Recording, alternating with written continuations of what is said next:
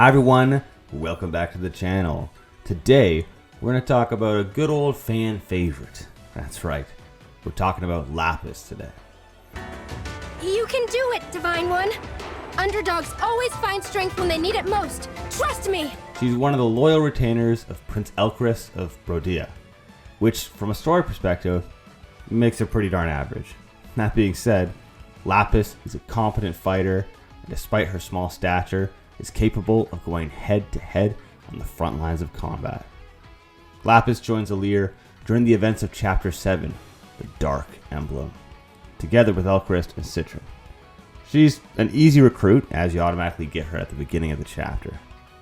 Her starting class is Sword Fighter, and although she has a few good promotion options, I suggest going with Sword Master. Lapis has stellar stat growths in speed and good stat growths in defense, making her an excellent choice for the evasion tank role. By that, I mean a tanker that relies on dodge rather than defense. The outcome is the same. She can be a frontliner for sure. Although Lapis is going to be a tank for you, you better believe that won't happen without putting in your fair share of work. This girl does not start out great, but bring her to each and every fight and chase that XP down like you're a believer, she will be worth it. If you've seen this series before, you know what we got to do now. We're going to max out all of her stats just to see how good she really is in comparison to the other maxed out characters that we've done previously in the series. As a maxed out unit, she has some good stats, but it's her speed that actually sets her apart. 52 is massive and definitely ensures double hits on units like Generals, Great Knights, Dwarven Knights, etc. You know what I'm talking about, slow units. Okay, sweet.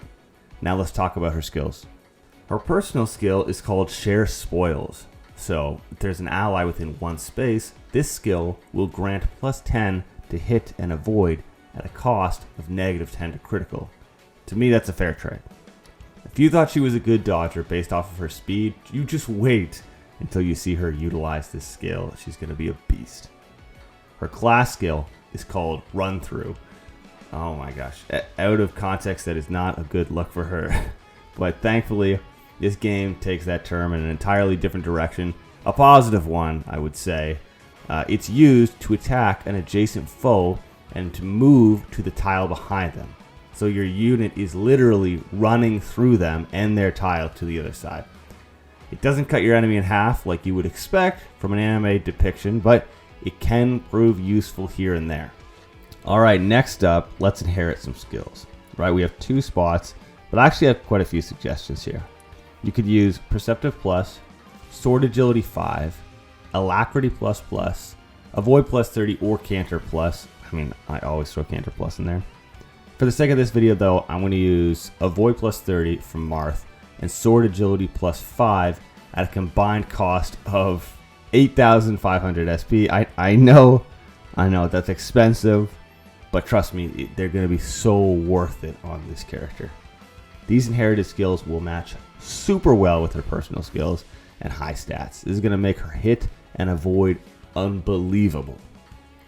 Alright, let's talk weapons. So for her, I equip Folk Vange plus 5, Brave Sword plus 5, and Levin Sword plus 5. These items will help her attack enemies from close and long distance, and also do damage to those high defense, kind of low resistance units. Think like armored enemies, right? It's good versatility, about as good as you could hope for in this game, and that's important, coming from a character that you can actually trust on her own for a few turns. Since she's a good swords master, you can pair her with Marth, Corrin, Tiki, or even Crom. For the sake of time in this video though, I'm going to pair her with Marth to solo the map. Swordsmaster is a backup unit type, so they have the ability to chain attack, and since they aren't flying units, they can also take advantage of terrain bonus tiles such as healing, protection, or bush tiles. Just to show you how epic she is though, we won't even use those tiles in this video. This pairing is great.